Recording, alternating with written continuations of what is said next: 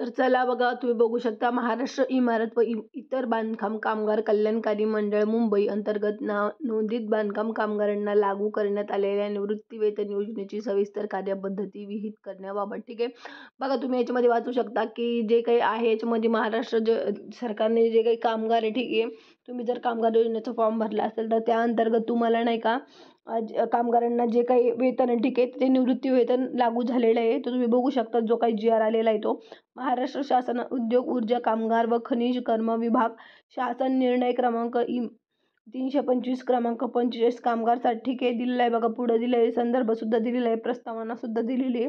तर केंद्रीय श्रम व रोजगार मंत्रालयाचे पत्रक क्रमांक Z दिनांक 25 सप्टेंबर 2018 महाराष्ट्र इमारत व बांधकाम कामगार कल्याणकारी मंडळ मुंबई यांच्या बैठक क्रमांक 62 दिनांक 26 मार्च 2025 मधील ठराव या क्रमांक मंजूर झालेला आहे. ठीक आहे, पुढे बघा तुम्हाला महाराष्ट्र इमारत व इतर बांधकाम कामगार कल्याणकारी मंडळ मुंबई यांचे पत्र क्रमांक दिलेले आहे का पेन्शन सुद्धा आहे. ठीक आहे, दिनांक 27 मार्च 2025 आताच सध्याच येते.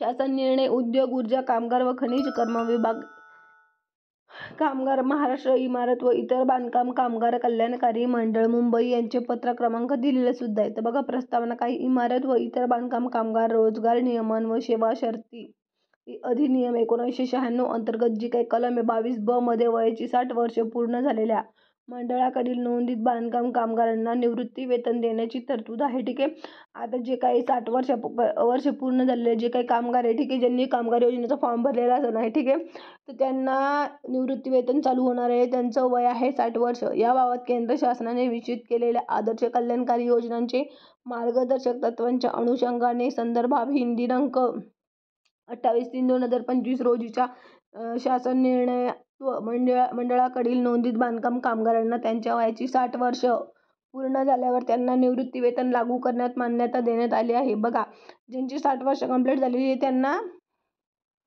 निवृत्ती वेतनसाठी मान्यता देण्यात आलेली आहे. बघा शासन निर्णयातील परिच्छेद 4 मध्ये प्रस्तुत योजनेबाबत आवश्यकतेनुसार सविस्तर कार्यपद्धती निश्चित करण्याबाबत नमूद करण्यात आले होते. त्या अनुषंगाने मंडळाअंतर्गत नोंदीत बांधकाम कामगारांना लागू करण्यात आलेल्या निवृत्ती वेतन योजनेबाबत सविस्तर कार्यपद्धती विहित करण्याची बाबी शासनाच्या विचाराधीन होती. पुढं तुम्ही बघू शकता की शासन निर्णय काय आहे म्हणून महाराष्ट्र इमारत व इतर बांधकाम कामगार कल्याणकारी मंडळ मुंबई अंतर्गत नोंदीत बांधकाम कामगारांची त्यांच्या वयाची 60 वर्षे पूर्ण झाल्यानंतर लागू करण्यात आलेल्या निवृत्ती वेतन योजनेच्या सविस्तर कार्यपद्धतीस या शासन निर्णयात मान्यता देण्यात येत आहे. ठीक आहे, तर त्याच अनुसरून मंडळाअंतर्गत नोंदीत बांधकाम कामगारांना लागू करण्यात आलेल्या निवृत्ती वेतन योजनेची सविस्तर कार्यपद्धती SOP पुढील विहित करण्यात येत होती. ठीक आहे, पात्रता पण दिलेली निवृत्ती वेतन जर तुम्हाला पाहिजे असेल तर त्याच्यासाठी पात्रता सुद्धा दिलेली तुम्ही ते बघू शकता. वयाची 60 वर्षे पूर्ण केलेली व मंडळाकडे सलग किमान 10 वर्ष नोंदीत असलेले सर्व बांधकाम कामगार सदर योजनेअंतर्गत पात्र राहतील. ठीक आहे, वयाची किती 60 वर्ष पूर्ण केलेले व मंडळाकडे सलग किमान 10 वर्ष नोंदीत असलेले सर्व बांधकाम कामगार सदर योजनेअंतर्गत पात्र राहतील. तसेच त्यांच्या कुटुंबातील पती व पत्नी दोघेही कामगार बांधकाम असतील तर ते स्वतंत्रपणे पात्र राहतील. पुढे सुद्धा दिले आहे की पती पत्नीच्या मृत्यूनंतर संबंधित बांधकाम कामगारांचे पती पत्नी निवृत्ती वेतनाकरता पात्र राहतील. तथापि पती पत्नी सदर योजनेअंतर्गत निवृत्ती वेतन मिळत असेल तर संबंधितास दुबार निवृत्ती वेतनाचा लाभ मिळणार नाही. याच्यात दिलेलं आहे की तुम्हाला जर योजनेअंतर्गत पहिले जर काही लाभ मिळाला असेल, ठीक आहे, तर त्याच्यानंतर पण हा लाभ मिळणार नाही. केंद्र शासनाच्या आदर्श कल्याणकारी योजनांच्या मार्गदर्शक तत्त्वानुसार कर्मचारी राज्य विमा कायदा 1948 सिम्पल स्टेट इन्शुरन्स ॲक्ट 1948 व कर्मचाऱ्यांच्या प्रदाता निधी आणि विविध तरतुदी कायदा 1952 1952 the employees provided fund and provision act 1942 अंतर्गत लाभ प्राप्त करणारे बांधकाम कामगार निवृत्ती वेतनास पात्र राहणार नाही. ठीक आहे, याच्यात त्यांनी पूर्ण दिलेलं आहे की कोण पात्र राहणार आहे आणि कोण पात्र राहणार नाही. पुढे सुद्धा दिलेलं आहे की मंडळाकडे नोंदणीची एकूण वर्ष पाहिजे 10 वर्ष किंवा 15 वर्ष किंवा 20 वर्ष. दरवर्षी मिळणारे निवृत्ती वेतन आहे 50% म्हणजे 6,000. 15 वर्षे जर झाले असेल तर 9,000 आणि 20 वर्षे जर झाले असेल तर 12,000 रुपये महिन्यात चालू होणार आहे. पुढे बघा, मंडळाकडे जमा होणारे कामगार उपकाराचा वेळोवेळी आढावा घेऊन सदर योजनेअंतर्गत देय निवृत्ती वेतनामध्ये कमी अथवा वाढ करणे, अटी व शर्तीमध्ये बदल करणे याबाबत निर्णय मंडळ मान्यतेअंती शासन स्तरावर घेतला जाईल. निवृत्ती वेतन लाभ मंजूर करण्याची कार्यपद्धती सदर योजनेअंतर्गत पात्र करणाऱ्या मंडळाकडे नोंदित बांधकाम कामगाराने http://www.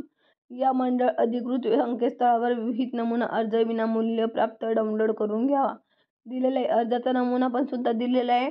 निवृत्ती वेतन अर्जासोबत खालील कागदपत्रे जोडायची. ते कोणकोणती आहे ते बघा, पत्त्याचा पुरावा, आधार कार्ड किंवा जन्मतारखेचा पुरावा किंवा बँकेचे पासबुक, हे 3 जे आहे हे 3 जोडावे लागणार आहेत तुम्हाला. आणि तहसील संबंधित प्रभारी जिल्हा कामगार सुविधा केंद्र यांनी अर्जाची छाननी करून निवृत्ती वेतन शिफारस प्रमाणपत्र सह मंडळ प्रमुख मुख्यालयास मान्यतेस सादर करावा.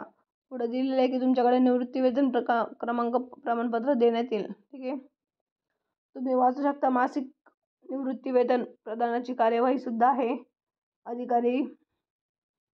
अधिकाऱ्यांचे जे दिलेले तुमच्या जिल्ह्यावाईज तुम्ही कुठं कुठं फॉर्म भरता येतं ते सुद्धा दिलेलं आहे. याच्यामध्ये पत्र दिले बांधकाम कामगार निवृत्ती वेतन अर्ज. ठीक आहे, तुम्हाला जर हा अर्ज जर करायचा असेल तर हा तो अर्ज आहे. बांधकाम कामगारांचे नाव. ठीक आहे, तुम्हाला जर हा अर्ज करायचा असेल तर ठीक आहे, तर तुम्ही हा जो आहे हा फॉर्म मला मेसेज करा, खाली मी तुम्हाला पाठवून देईन, मला कमेंटमध्ये सांगा. हा पण दिलेलं बघा, निवृत्ती वेतन शिफारस प्रमाणपत्र सुद्धा आहे. आणि हे की वर्षनिहाय नोंदणी प्रमाणपत्र आहे. प्रपत्र निवृत्ती वेतन क्रमांक प्रमाणपत्र आहे. तर तुम्ही हे सगळं काढून घेऊ शकता. ठीक आहे, ऑनलाईन सुद्धा निघन. तसंच तुम्ही मला खाली मेसेज करा कमेंटमध्ये, मी तुम्हाला पाठवून देईल. ठीक आहे, व्हिडिओ आवडल्यास लाईक करा आणि सबस्क्राईब करा, जेणेकरून माझे नवीन नवीन व्हिडिओ तुमच्यापर्यंत पोहोचतील.